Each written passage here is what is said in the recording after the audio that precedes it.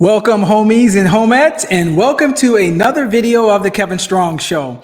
And in this video, we're going to talk about how the auto industry is in serious trouble. People can't afford to make their car payments. I think this is going to be one of the big black swan events that basically spills over to destroy the middle class. So stick to the end of this video. I'm going to share some information with you that I think you will find very interesting. If you are new to my channel, I'd like to humbly ask for your hand on the smash button, subscribe, comment, and share because I care. Without further ado, we're going to go ahead and jump into this video about the auto industry. I started to wear my cowboy hat today, but I was like, nah, I just shaved my head. I think you guys will like a BBC. Bald black cowboy. So get your mind out of the gutter. So without further ado, we're going to go ahead and jump into this presentation here. And I think I just removed it. Did I remove it? No, I didn't. Hold up. Okay, there we go. So the future of the car industry is bleak. A lot of people have heard a lot of things in the news talking about how high the average car payment is. We're going to talk a little bit about that, how much it costs on average to have a payment when it comes to a new car or used car, leasing, things of that nature. Then, like I said, stick to the end of this video because I'm going to share some stats with you that basically shows how the middle class is just being destroyed. So let's go ahead and jump on this. This is a slide that deals with the average changes in the annual changes in average monthly car payment. So as you can see here, it's pretty straightforward. We've got three categories. We're dealing with new vehicles, used vehicles, and new leased vehicles. And you can see the payment change just from 2021 to 2022. The new vehicles, it went from 618 to 700, 13%, 472 to 525, 13% jump for the used vehicle category. And last, certainly not least, no pun intended there, new leased vehicles from 506 to 567, a 12% jump. And it goes without saying, so I'm going to say it anyway. We know all of these numbers are very, very, very daunting in eating away at the average person's disposable income because you make these type of payments with after-tax dollars. Okay, so now we're going to talk about average miles driven per year in America. So based on the information that I was able to gather for this particular video, they come out and say, hey, the average driver drives around 13,500 miles per year, right? That's about 1,000 miles per month. Americans drive more than twice as many miles in urban areas than in rural areas, which probably makes sense. You kind of get around a little bit more. Those people kind of live in the rural areas. You know, they probably kind of stock up on some things, or things are so far apart. They probably just don't travel as much. And men tend to drive more than women across all age groups, averaging around 6,000 more miles per year. Okay, most of you understand that a car is a liability, not an asset. It is a necessary liability in most cases, but more importantly, it is not an asset. So I have a little bullet point here at the bottom of this presentation that I would like to explain to you. And I've explained this before on Facebook a couple years ago, but it bears repeating.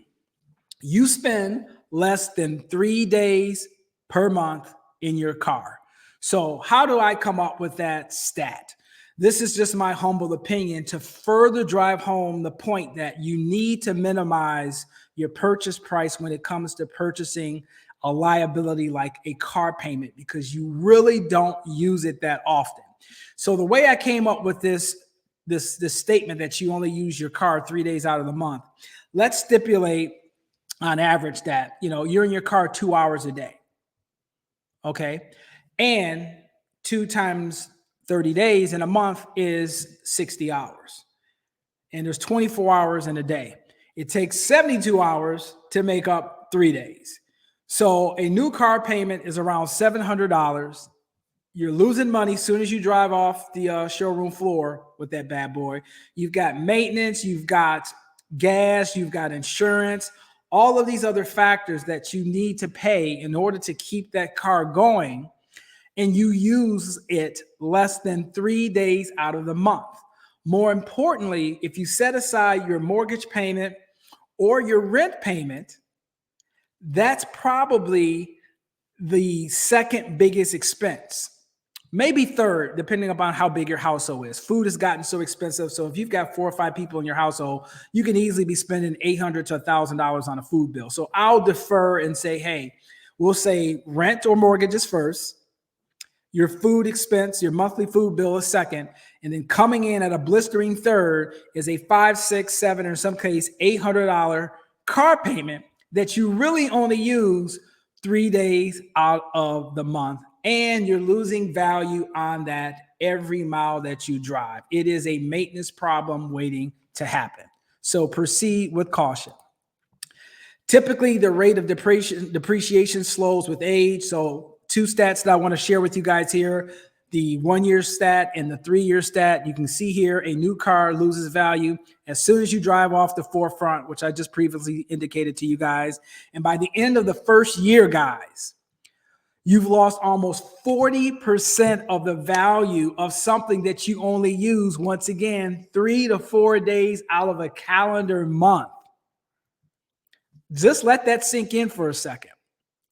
You got to differentiate between assets and liabilities. Year 3, if you do 10,000 miles a year, the average car will have lost around 60% of its value by the end of the 3rd year. And then more importantly, the warranty's probably off of that bad boy. Now, I'm not a specialist when it comes to understanding automobiles and things of that nature. So I know some things you have like powertrain and all this other stuff, transmission. As you can tell, I don't know too much about cars. But my point is that you might get 5, 6, 7, 10 years. I don't know of anyone that's offering a 3, 4, 5-year bumper to bumper, no question asked type of warranty. So sooner or later, your warranty is going to expire. You're going to run into some maintenance problems. This thing it's a financial burden. So you have to minimize your purchase when you're deciding that, because typically speaking, probably no more than 10% of your gross income should be allocated towards a car payment. So manage your risk. For some people, they like leasing. I'm personally not a fan of that. I drive a 2012 Honda CRV. It's got about 128,000 miles on it. It's been paid off for several years, and that baby is going strong, pun intended. So leasing can look expensive, but it is an effective way to manage your depreciation costs and the risk of a bigger repair bill. Some people just like a new car. I think that is a luxury, not a necessity. And if you don't have everything in order in terms of financially, emergency fund, your bills paid, things like that, saving for retirement, you got to once again pull back from the emotional feelings of wanting a new car and understanding where you need to put your money for it to work for you the best. So, like him or love him, Elon Musk was famous for saying, I think about a month ago, that he went as far to say that the auto loans could potentially become the biggest financial crisis ever. 10% income is spent on your car payment. That's ideally what you should do. Obviously, some people have grossly exceeded that. 50% income is spent on a car payment for subprime borrowers. So think about that. So if you've got a FICO score of like 640 or something of that nature, you might be looking at, 15 or as high as a 20% auto loan in terms of that auto loan, in terms of the interest rate being charged on your auto loan because you have marginal or poor credit. From a consumer standpoint, we are almost at $17 trillion in consumer debt, and that is growing every day. I'm sure you guys have seen plenty of articles out on the news and on TV talking about people putting essentials like food and prescription costs on credit cards because they just don't have enough money. 62% of jobs in the U.S.